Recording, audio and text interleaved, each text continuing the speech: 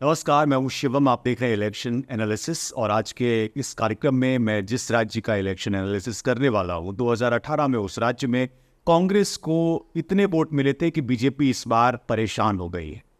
2018 में कांग्रेस के अच्छे प्रदर्शन को देखते हुए जो मौजूदा चुनाव है उसमें भारतीय जनता पार्टी ने छत्तीसगढ़ विधानसभा चुनाव की मैं बात कर रहा हूँ, कड़ी चुनौती का सामना करने की तैयारी तो की है, लेकिन क्या वो कामयाब होगी? कांग्रेस पार्टी ने न केवल कुल 90 सीटों में से 68 सीटें उस चुनाव में जीती, बल्कि उनमें 30 सीटें ऐसी थी जिसमें 50% से ज्यादा वोट शेयर उसको मिला था। 2013 में कांग्रेस ने इतने बड़े वोट शेयर के साथ सिर्फ 7 सीटें जीती थी, यानी जो 18 की जीत थी वो काफी बड़ी थी। भाजपा ने उस वक्त अपना गढ़ माने जाने वाले छत्तीसगढ़ में भी अपनी किस्मत में कुछ बदलाव देखे थे।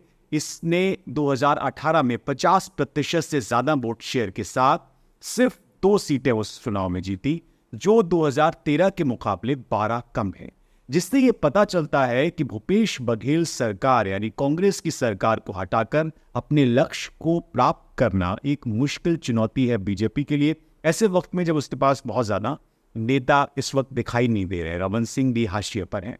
आपको बता दें कि 2018 में जिन 30 सीटों पर कांग्रेस ने 50% वोट शेयर हासिल किया था, उनमें से 19 सीटें 2013 में भाजपा ने जीती थी, जब उन्होंने लगातार तीसरी बार सत्ता हासिल की थी, तब यह उनका रिकॉर्ड था। इसके अलावा 2018 में इन अंतरों से जीते हुए कांग्रेस विधायकों में से 14 विधानसभा में नए आए थे उस चुनाव में।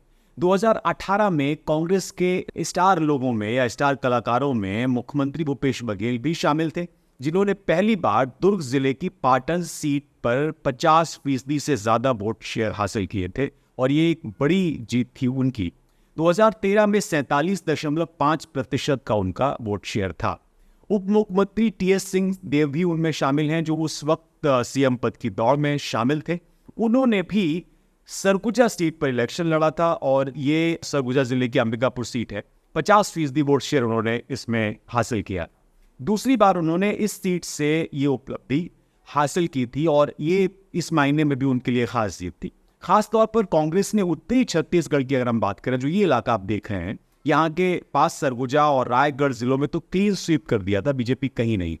सभी 7 सीटें यहाँ पर 50% से ज्यादा वोटों से जीती थी, यानी जो टीएस सिंहदेव का इलाका था वहां पर। क्या इस बार वहां पर बीजेपी गेन करती हुई नजर आ रही है? ऐसा नहीं लगता। बीजेपी को सिर्फ 2 सीटें ऐसी थी जहां पर ऐसे नतीजे मिले।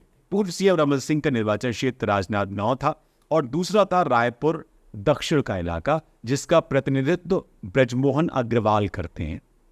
तो ये जो पूरा इलाका था, यहां पर बीजेपी एक तरीके से साफ हो गई। उसी निर्वाचन क्षेत्र से फिर से चुनाव लड़ने के लिए तैयार टीएस सिंहदेव ने पिछले 3 विधानसभा चुनावों में 50% से ज्यादा वोट शेयर हासिल किया है, जो अपने आप में एक बड़ा कीर्तिमान है उनके लिए। 2003 में उन्होंने डोंगरगांव सीट से यही उपलब्धि हासिल की।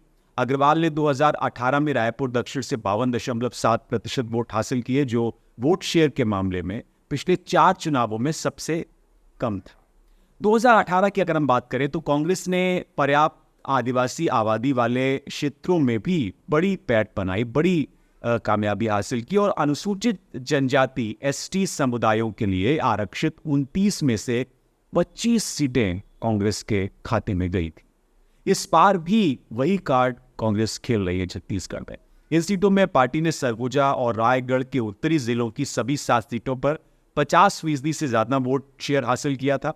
इनमें से दोनों में एसटी आबादी ज्यादा है, यानी एसटी आबादी बाहुल्य ये पूरा इलाका है जहां पर ये जीत कांग्रेस को मिली। 2011 की जनगणना को अगर आप देखें तो छत्तीसगढ़ की 2.55 करोड़ आबादी में से लगभग 31% आबादी जो है वो आदिवासी है। लेकिन सरगुजा में इनकी जो तादाद है वो लगभग 55% हो जाती है और रायगढ़ में ये 34% के आसपास है, यानी ये इलाका ज्यादा आदिवासियों वाला है। इस क्षेत्र में सबसे प्रमुख कांग्रेस नेता सरगुजा के पूर्व शाही परिवार के वंशज टीएस सिंहदेव हैं, जिन्होंने अंबिकापुर विधानसभा क्षेत्र से लगातार 3 चुनाव जीते हैं। तो टीएस सिंहदेव की इसमें काफी घुसपैठ है, काफी पकड़। एक अन्य इलाका है जहां कांग्रेस ने पिछले चुनाव में अपनी स्थिति काफी मजबूत की थी और वो है पश्चिमी छत्तीसगढ़ का दुर्ग संभाग का इलाका, जिसमें उस वक्त 5 जिले पड़ते थे बालोद, बेमेतरा, दुर्ग, कबीरधाम और राजनाथ गांव। ये उस इलाके की बात है जहां पर इन सभी जिलों की 20 सीटें आती हैं और यहाँ पर 17 कांग्रेस ने जीती थी उस चुनाव में, जबकि 9 सीटें ऐसी थी जिस पर वो 50% से ज़्यादा अंतर से जीत हासिल करने वाली पार्टी बनी थी, जो अपने आप में एक रिकॉर्ड माना जा सकता है। रायपुर जहाँ पर राज्य की राजधानी है, वहीं दुर्ग संभाग को छत्तीसगढ़ की राजनीति का पावर सेंटर आप कह सकते हैं, ये कहा जाता है। और इस संभाग से बघेल और रमन सिंह दोनों ने अपनी अपनी सीटें जीती थी। कांग्रेस नेता ताम्रध्वज साहू, जो उस वक्त सीएम पद के दावेदार थे और अब वो राज्य के गृह मंत्री हैं, इस क्षेत्र से एक और लोकप्रिय और नामी चेहरा हैं जिन्होंने 51% से ज़्यादा वोट हासिल किए थे और दुर्ग ग्रामीण निर्वाचन क्षेत्र में भाजपा के 2 कार्यकाल के सिलसिले को उन्होंने खत्म कर दिया था, यानी भाजपा से यहाँ का उन्होंने सफाया किया था। कांग्रेस सरकार के कई सीनियर लीडर हैं, सीनियर मंत्री हैं जो इस क्षेत्र से जीते थे, जिसमें रविंद्र चौबे हैं जो साजा से जीते, गुरु रुद्र कुमार हैं जो अहिवारा से जीते, मोहम्मद अकबर है कवर्धा और अनिल भेड़िया हैं जो डोंडी लहारा से जीते थे। ये लोग शामिल हैं।